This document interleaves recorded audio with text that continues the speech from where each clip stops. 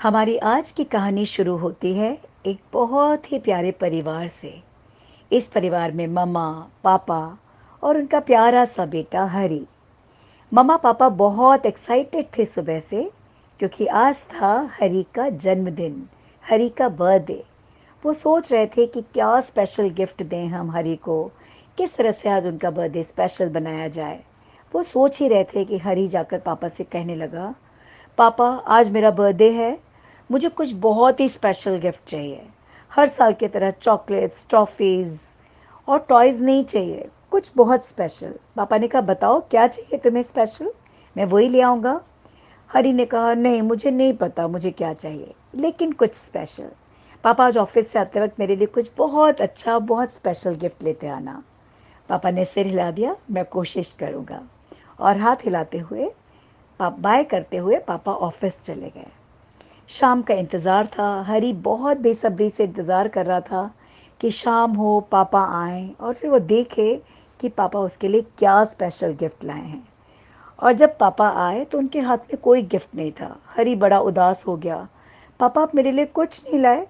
पापा ने कहा नहीं हरी, तुम्हारे लिए कुछ स्पेशल है, देखो बाहर।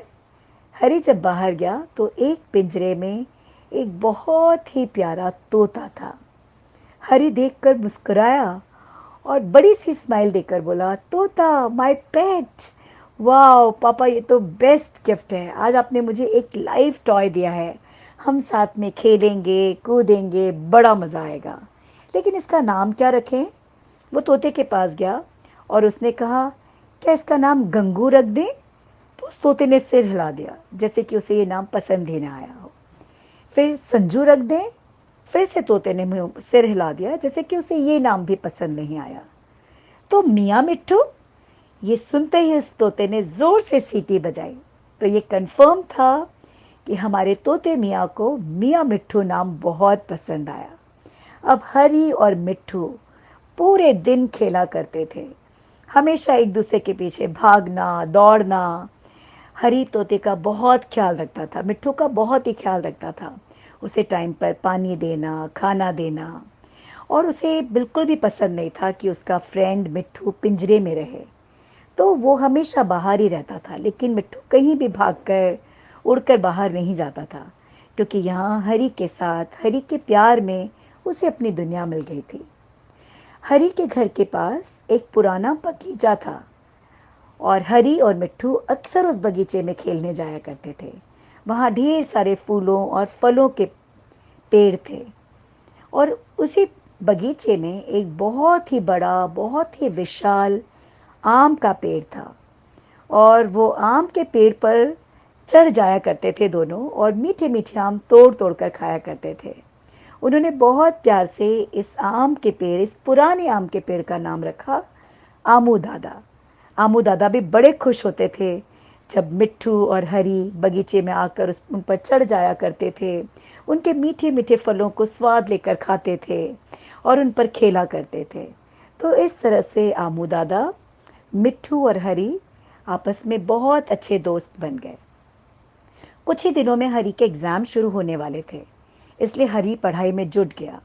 अब हरी पार्क में खेलने नहीं जाता था, अकेला मिट्ठू ही जाता था और थोड़ी देर में वापस आ जाता था।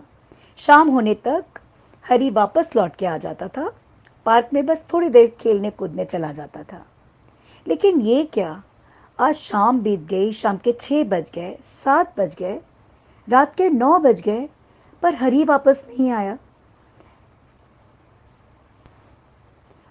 शाम के 9 बजे तक जब मिट्ठू वापस नहीं आया तो हरी का दिल बैठा जा रहा था कि मिट्ठू कहाँ चला गया, कहीं उसे कोई बिल्ली तो नहीं खा गई, या वो मुझे छोड़कर चला गया, वो कहीं मर तो नहीं गया। हरी माँ से पूछने लगा, वो बहुत ही चिंता में था। माँ, कहीं मिट्ठू मर तो नहीं गया? माँ ने कहा नहीं बेटा, मिट्ठू ज़रूर लौट कर आ जाएगा। थोड़ी देर बाद उन्होंने देखा कि मिट्ठू लौट आया, लेकिन मिट्ठू उदास था। माँ ने डांटते हुए कहा, कहाँ चले गए थे? देखो हरी को कितनी चिंता हो रही थी, चलो कुछ खा लो। लेकिन आज मिट्ठू ने कुछ भी नहीं खाया, वो उदास था। न उसने पानी पिया, दूसरे दिन भी उसने कुछ नहीं खाया और न पानी दिया। हरी अपने एग्ज़ाम के लिए स्कूल निकल गया। आज उसका लास्ट एग्ज़ाम था। उसने सोचा कि बहुत दिनों से वो मिट्ठू के साथ खेल नहीं रहा है, इसीलिए मिट्ठू उदास है। उसने सोच रखा था कि आज आखिरी एग्ज़ाम है, एग्ज़ाम फिनिश करके ही मैं मिट्ठू के साथ फिर से पार्क में जाऊंगा। आमू दादा के साथ हम खूब खेलेंगे और मज़े करेंगे। एग्ज़ाम होते ही जब हरी वापस आया, उसने मिट्ठू से कहा कि चलो हम पार्क चलते हैं और मिलकर खेलेंगे। आज मैं तुम्हारे साथ बहुत सारा टाइम स्पेंड करूंगा। लेकिन हरी ने देखा कि मिट्ठू अभी भी उदास है। मिट्ठू को हाथ में लेकर हरी पार्क में गया। लेकिन जैसे ही वो पार्क में गया, उसका दिल धक से बैठ गया। उसने देखा कि बड़ी बड़ी मशीन वहाँ पे रखी हुई थी और उस मशीन ने उनके आमू दादा के टुकड़े टुकड़े कर दिए थे। आमू दादा की टहनियाँ, उनकी शाखाएं ज़मीन पर बिखरी पड़ी थी। आमू दादा अपनी अंतिम सांसें ले रहे थे, बिल्कुल मरने की कगार पर। ये देखकर हरी की बिल्कुल समझ में आ गया कि मिट्ठू क्यों उदास था, क्यों मिट्ठू कुछ खा पी नहीं रहा था। हरी को बहुत बुरा लगा कि उसके प्यारे आमू दादा की इस बुरी सी मशीन ने टुकड़े टुकड़े कर डाले। क्यों कर डाले उनके टुकड़े? क्या किसी को सताया था? उन्होंने क्या गलत काम किया था कि उनके टुकड़े कर डाले? हरी और मिट्ठू भागते हुए घर आए। आते ही हरी माँ से लिपट गया और बोलने लगा, माँ वो लोग बहुत बुरे हैं। उन्होंने आमू दादा के टुकड़े टुकड़े कर डाले। उन्होंने एक बार भी नहीं सोचा कि आमू दादा कितने अच्छे हैं। सभी को मीठे फल देते हैं, ताज़ी हवा देते हैं, छाँव देते हैं और उन पर कितने सारे पक्षी रहते हैं, उनके घोंसले हैं, उसमें छोटे छोटे अंडे हैं, छोटे छोटे उनके बच्चे हैं। वो कहाँ जाएंगे? इस पेड़ पर उगने वाले फलों से कितने बंदर अपना पेट भरते हैं, वो कहाँ जाएंगे? इस पर रहने वाले स्पाइडर्स, कैटरपिलर्स और भी तरह तरह के पशु पक्षी, ये कहाँ जाएंगे? उन लोगों ने एक बार भी नहीं सोचा और आमू दादा के टुकड़े टुकड़े कर डाले। ये बोलते बोलते हरी बिलख बिलख कर रोने लगा। मिट्ठू की आंखों से भी आंसू की बूंदें गिरने लगी। माँ ने दोनों को गले लगा लिया और समझाया, बेटा चुप हो जाओ। हम मनुष्य इतने स्वार्थी हो गए हैं कि हम अपनी नींव को ही काट रहे हैं। हमें ये नहीं समझ आता कि हमारा अस्तित्व इन पेड़ों से ही है। हम इन पेड़ों को काटकर अपनी कब्र खुद खोद रहे हैं। चुप हो जाओ बेटा। लेकिन हरी और मिट्ठू चुप होने का नाम ही नहीं ले रहे थे। उस शाम हरी ने भी खाना नहीं खाया, मिट्ठू ने भी खाना नहीं खाया। माँ बहुत परेशान थी, बहुत समझाने की कोशिश कर रही थी, पर दोनों तो जैसे अपने शोक में डूबे हुए थे।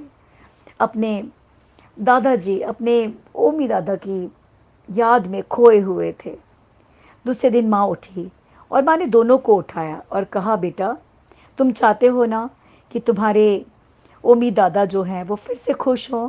आमू दादा की खुशी के लिए चलो तुम्हें एक काम करना होगा। दोनों ने कहा, क्या काम करना होगा माँ कि हमारे ओमी दादा फिर से खुश हो जाएं? तो उन्होंने कहा, आमू दादा की खुशी के लिए चलो हम नर्सरी चलते हैं और हम उनकी याद में 50 नए आम के पौधे लगाएंगे उसी बगीचे में। जब ये पौधे धीरे धीरे बड़े होंगे, पेड़ बन जाएंगे, तो इनमें से हर पेड़ एक आमू दादा बन जाएगा। चलो हम ये नया काम शुरू करते हैं और इसी से हमारे ओमी दादा की आत्मा को भी शांति मिलेगी। दोनों तैयार हो गए और माँ के साथ नर्सरी पहुँच गए। नर्सरी जाके उन्होंने 50 नए आम के पौधे लिए और वो उसी बगीचे में पहुँच गए जहाँ आमू दादा की टहनियाँ बिखरी हुई थीं। उन्होंने वहीं आसपास भारी मन से ये नन्हे नन्हे पौधे लगा दिए।